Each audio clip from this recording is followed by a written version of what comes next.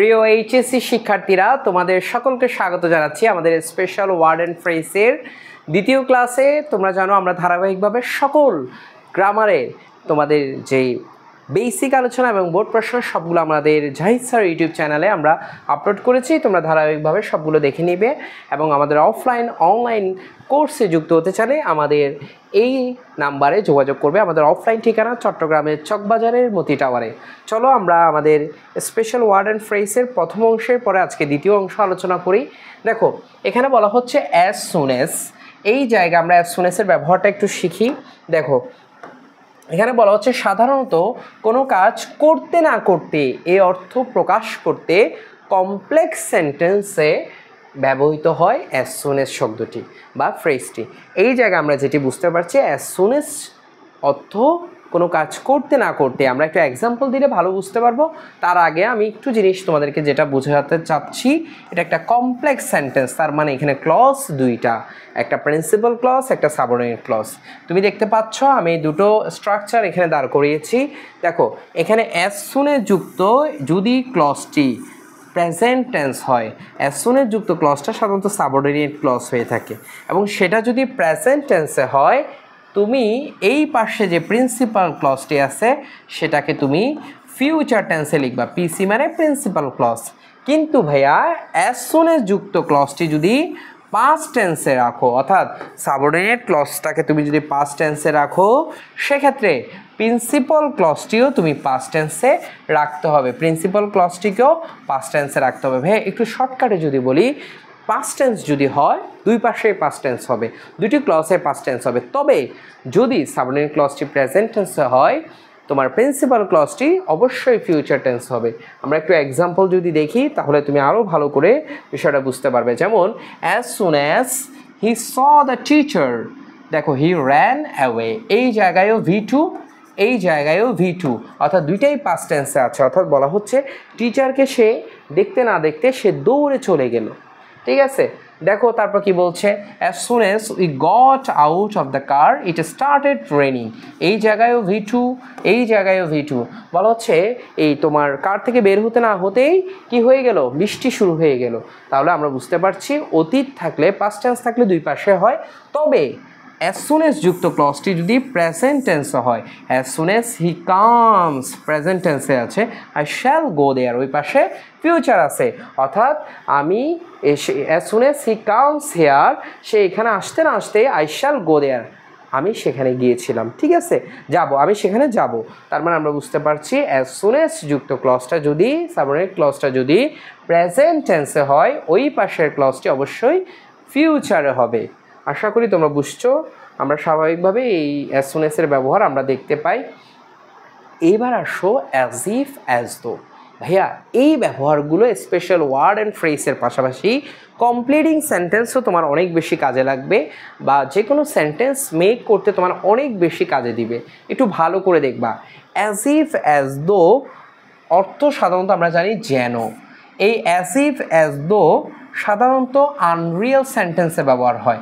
আমি আবারও বলছি, অ্যাজ ইফ অ্যাজ দো সাধারণত আনরিয়েল সেন্টেন্সে ব্যবহার হয়। যেই বাক্যে অ্যাজ ইফ অ্যাজ দো আছে আমরা সাধারণত ধরে নিই ওই বাক্যটি আনরিয়েল। ভাই আনরিয়েল বলতে কী বোঝাচ্ছেন একটু পরে বুঝবা। দেখো, এখানে আমরা এটাও কমপ্লেক্স সেন্টেন্সে ব্যবহার হয়। এই পাশ আমি যে ইউলজি মার্কটা করেছি এই পাশটাকে আমরা বলবো সাবঅর্ডিনেট ক্লজ, আর এই পাশে যেটি আছে এটাকে আমরা বলবো প্রিন্সিপাল ক্লজ। তাহলে আমরা দেখতে পাচ্ছি প্রিন্সিপাল ক্লজটি যদি প্রেজেন্ট ইনডিফিনিট হয়, আর সাবঅর্ডিনেট ক্লজটি হবে অর্থাৎ অ্যাজ ইফ অ্যাজ দো যুক্ত ক্লজটি হবে তোমার পাস্ট ইনডিফিনিট। আমি আবারও বলছি পাস্ট ইনডিফিনিট। ভাই ওখানে ওগুলো কী লেখা ওগুলো তো পরে যাব আমি, আগে তুমি এই জিনিসটা এনশিওর হও। প্রিন্সিপাল ক্লজটি যদি প্রেজেন্ট ইনডিফিনিটে হয়, সাবঅর্ডিনেট ক্লজ অর্থাৎ অ্যাজ ইফ অ্যাজ দো যুক্ত ক্লজটি হবে পাস্ট ইনডিফিনিট টেন্স। আর প্রিন্সিপাল ক্লজটি যদি পাস্ট ইনডিফিনিটে হয়, অ্যাজ ইফ অ্যাজ দো যুক্ত ক্লজটি হবে, এখানে একটু ভুল দেওয়া আছে, পাস্ট, আচ্ছা ঠিক আছে এখানে ঠিক আছে, এই অংশটা দরকার নাই, পাস্ট পারফেক্ট টেন্স। আমি আবারও বলছি, অ্যাজ ইফ অ্যাজ দো যুক্ত ক্লজটি হবে পাস্ট পারফেক্ট যদি principal clause past indefinite tense হয়। এখন প্রশ্ন হলো ভাইয়া স্ট্রাকচার বুঝছি, কিন্তু এই জায়গার বিষয়টা বুঝি নেই। তুমি কখনো যদি পাস্ট ইনডিফিনিট টেন্সে ভি ভার্ব ইউজ করতে চাও, ভি ভার্ব ইউজ করতে চাও, সেক্ষেত্রে কখনোই ওয়াজ বসাবে না। হ্যাঁ মানে কি? যেমন ইটের সাথে তো ওয়াজ বসতে পারে, হির সাথে ওয়াজ বসতে পারে না, এটা আনরিয়েল বাক্য। আনরিয়েল বাক্যে আমরা ছোটোবেলা থেকে শিখে এসেছি সবসময় অয়ার বসে বি ভার্ব হিসেবে, সবসময় অয়ার বসে। যেমন ইটের সাথে অয়ার, হির সাথে অয়ার, শির সাথে অয়ার, কারণ এটা একটা আনরিয়েল সেন্টেন্স। একটু এক্সাম্পল দিলে তোমরা আরও ভালো বুঝতে পারবে। যেমন বলা হচ্ছে শি টক্স, দেখো এই জায়গায় টক্স এটা প্রেজেন্ট ইনডিফিনিট টেন্স আছে, তাহলে এই পাশে টেন্সটা পাস্ট ইনডিফিনিট হবে, অর্থাৎ V2 she knew the secret, সে এমনভাবে কথা বলে যেন সে গোপন বিষয়টা জানে। আসলে কি সে জানতো? আমার কথার বাক্যের মিনিং দেখে তুমি বুঝো, সে এমনভাবে কথা বলে সে যেন গোপন বিষয়গুলো জানতো। তাহলে সে কি আসলে জানতো? জানতো না, তাহলে এটা একটা অবাস্তব বিষয়। তাহলে সেক্ষেত্রে আমরা এটাকে এই জন্য আনরিয়েল বলি। ভাইয়া কোনো কারণে তুমি যদি এটাকে ভি ভার্ব ইউজ করো, তুমি যদি ভি ভার্ব ইউজ করো, কখনোই ওয়াজ ব্যবহার করা যাবে না, এখানে ওয়ার ব্যবহার করতে হবে। আমি সেটাই বুঝাইছি তোমাকে এতক্ষণ। ভাইয়া এবার আসো, আমি এইবার আরেকটা উদাহরণ দেখি। হি টকড, সে কথা বলেছিল, অ্যাজ ইফ এমনভাবে, হি হ্যাড নোন এভরিথিং। এই জায়গায় যেহেতু পাস্ট ইনডিফিনিট আছে, আমরা এই জায়গায় পাস্ট পারফেক্ট টেন্স ব্যবহার করেছি। একটু মুখে মুখে বলো তো ভাইয়া, যদি প্রেজেন্ট ইনডিফিনিট টেন্স হয় অ্যাজ ইফ অ্যাজ দো যুক্ত ক্লজটি হবে পাস্ট ইনডিফিনিট, যদি পাস্ট ইনডিফিনিট টেন্স হয় অ্যাজ ইফ অ্যাজ দো যুক্ত ক্লজটি হবে পাস্ট পারফেক্ট। এই জিনিসটা একদম মাথায় সেট করে নাও ভাইয়া। আর অ্যাজ ইফ অ্যাজ দো যুক্ত সেন্টেন্সটি কমপ্লেক্স সেন্টেন্স এবং এটা একটা আনরিয়েল সেন্টেন্স, এই জন্য পাস্ট ইনডিফিনিট টেন্সে আমরা ভি ভার্ব হিসাবে কখনোই ওয়াজ ব্যবহার করবো না, অলওয়েজ আমরা ওয়ার ব্যবহার করব। আশা করি তোমরা বুঝতে পেরেছো। আমরা পরের স্ট্রাকচারে চলে যাই। এখানে বোর্ড প্রশ্ন আমরা দেখতে পাচ্ছি। আমরা লেস্টে চলে যাই। লেস্ট থেকেও পরীক্ষায় আমরা মাঝে মাঝে দেখেছি এসেছে। লেস্ট থেকে আমরা কমপ্লিটিং সেন্টেন্সও দেখি। লেস্ট তো এই ভয়ে যে, বা তুমি বলতে পারো যাতে, ঠিক আছে, যাতে না, দেখো এইটাও বলতে পারো, এই ভয়ে যে বলতে পারো, একদম ফর্মাল অর্থ প্রকাশ করে এবং এটি একটি কমপ্লেক্স সেন্টেন্স। দেখো লেস্ট যুক্ত ক্লজটি হবে, মানে লেস্টের পরে যে ক্লজটি থাকবে সেটি কিভাবে স্ট্রাকচারটা হবে। দেখো সাবজেক্ট থাকবে, শুড অথবা মাইট থাকবে, ভার্বের প্রেজেন্ট ফর্ম থাকবে, আবার বলো তো সাবজেক্ট থাকবে, শুড মাইট থাকবে, ভার্বের প্রেজেন্ট ফর্ম থাকবে, এবং যা যা আছে আদার ওয়ার্ড ওগুলো বসে যাবে। আমরা একটু এক্সাম্পল দেখলে বুঝে যাবো। দেখো দ্য স্টুডেন্ট ওয়াক ফাস্টার, বলা হচ্ছে শিক্ষার্থীরা দ্রুত হেঁটেছিল, যাতে না they should miss the class, তারা ক্লাসটি মিস করে। তাহলে আমরা এই জায়গায় লেস্ট তো যাতে না অর্থে আমরা ব্যবহার করেছি, ঠিক আছে। Read attentively lest you should fail in the examination, বলা হচ্ছে মনোযোগ দিয়ে পড়ো যাতে না তুমি ফেল করো পরীক্ষায়। তার মানে যাতে না অর্থে বা এই ভয়ে যে আমরা লেস্ট শব্দটি ব্যবহার করে থাকব। এরই মাধ্যমে আমরা আরেকটি সর্বশেষ যেটি আলোচনায় আছে সেটিতে চলে আসলাম এই টপিকের, এবং এটার মাধ্যমে এটা তুমি যদি জানতে পারো, এর মাধ্যমে তোমার পুরো স্পেশাল ওয়ার্ড অ্যান্ড ফ্রেজের যে একদম বেসিক ফাউন্ডেশন তোমার তৈরি হয়ে যাবে। ক্লাসটি বুঝতে অসুবিধা হলে আমাদেরকে নক দিবে হোয়াটসঅ্যাপে, আমরা ইনশাল্লাহ যেখানে প্রবলেম এটি আরেকবার বলে দিব।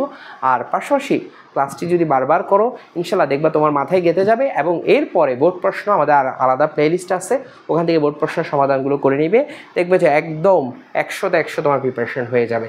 এখন যেটা পড়াবো সেটাও কিন্তু কমপ্লেক্স সেন্টেন্সে অনেক বেশি ব্যবহার হয়। দেখো নো সোনার হ্যাড, একটু খেয়াল করো, নো সোনার হ্যাড বা স্কার্সলি হ্যাড বা হার্ডলি হ্যাড, এগুলোর অর্থ সাধারণত কি বোঝায়? এগুলো কমপ্লেক্স সেন্টেন্সে ব্যবহার হয়।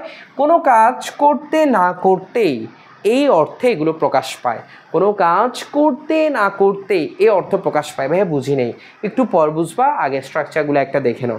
একটা স্ট্রাকচার ভালো করে তোমাকে আমি বুঝাই। দেখো নো সোনার, একটু খেয়াল করো, আমি একটু মার্কারটা চেঞ্জ করে নিই। একটা স্ট্রাকচার ভালো করে বুঝলে হবে, একটা স্ট্রাকচার ভালো করে বুঝলে হয়ে যাবে। দেখো এই জায়গায় দেখো নো সোনার হ্যাড, আমি নো সোনার পর্যন্ত রাখি, এতটুকু পর্যন্ত রাখলাম। দেখো সাবজেক্ট মেইন ভার্বের পাস্ট পার্টিসিপল মানে V3, এখানে V3, এখানে হ্যাড, এখানে সাবজেক্ট, তার মানে আমি একটা কিন্তু ক্লজ পেয়ে গেলাম। ভাইয়া হ্যাডটাকে জাস্ট এই জায়গায় এনে দাও V3-র আগে, কি দাঁড়ায়? Subject had V3, past perfect, past perfect, just তুমি হ্যাডটাকে সামনে নিয়ে আসবা, নো সোনারের সাথে রাখবা। তাহলে এরপরে একটা THAN আনবা, দেন THAN, EN না কিন্তু AN, তারপর আবার সাবজেক্ট মেইন ভার্বের পাস্ট ফর্ম মানে V2। ভাইয়া ক্লজ তাইলে দুইটা পাইলাম। নো সোনার সাথে যে ক্লজ এটা পাস্ট পারফেক্ট, দেনের পরে যে ক্লজ এটা পাস্ট ইনডিফিনিট। আমার সাথে তো একবার বলো, নো সোনার সাথে যে ক্লজ এটা past perfect had plus V3, আর দেনের পর যে ক্লজ এটা পাস্ট ইনডিফিনিট মানে V2। ভাইয়া ওই পাস্ট পারফেক্টে জাস্ট একটা কাজ করছে, হ্যাডটাকে মানে অক্সিলারিটাকে জাস্ট সাবজেক্টের আগে এনে দিচ্ছে। ভাইয়া তাহলে ঘটনা দাঁড়াইলো কি একটু দেখো, দাঁড়াইছে যে এরকম, খেয়াল করো, একটু খেয়াল করো। No sooner had I reached home, অর্থাৎ বোঝাচ্ছে আমি বাসায় পৌঁছাতে না পৌঁছাতেই দেন ইট স্টার্টেড রেনিং। কি শুরু হয়ে গেল? বৃষ্টি শুরু হয়ে গেল। আমি বাসায় পৌঁছাতে না পৌঁছাতে বৃষ্টি শুরু হয়ে গেল। দেখো তারপর বলা হচ্ছে no sooner had we reached the school, আমি স্কুলে পৌঁছাতে না পৌঁছাতে দেন দ্য রেইন স্টার্টেড, বৃষ্টি শুরু হয়ে গেল। তাহলে এই জায়গায়ও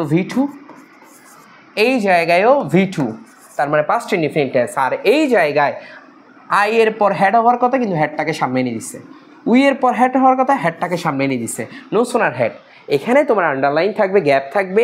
এই নো সোনার হ্যাডে একটা গ্যাপ থাকবে, দেনে একটা গ্যাপ থাকবে, দুইটা গ্যাপ, শেষে ফুল স্টপ। চোখ বন্ধ করে no sooner had dot dot দেন। ভাইয়া প্রশ্ন দুইটা গ্যাপ থাকলে তো ওগুলো বসায় না, ওগুলো তো শেষে প্রশ্নবোধক ছিল, এখানে নাই। তাইলে দুইটা গ্যাপ আমরা ইজিলি বুঝতে পারছি। No sooner had reached home then it started raining. সাধারণত এভাবে আসে। তুমি প্র্যাকটিক্যালি যখন বোর্ড প্রশ্ন করবা তখন আরও ভালো বুঝতে পারবা।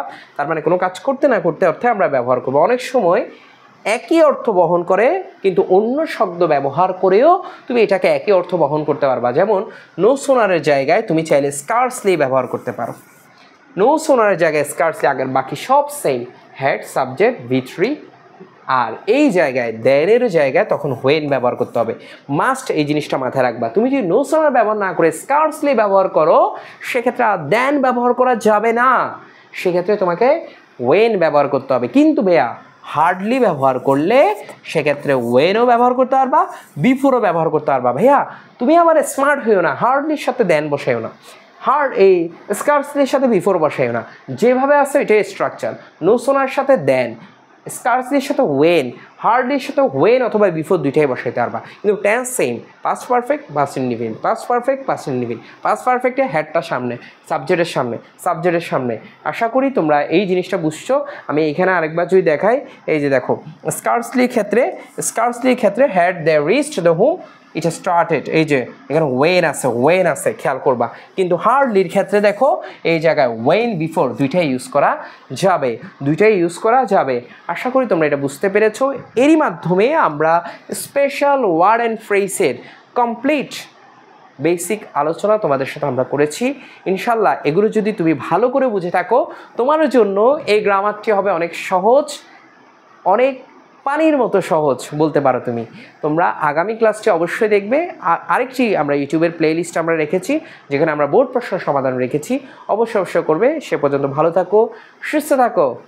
আসসালামু আলাইকুম।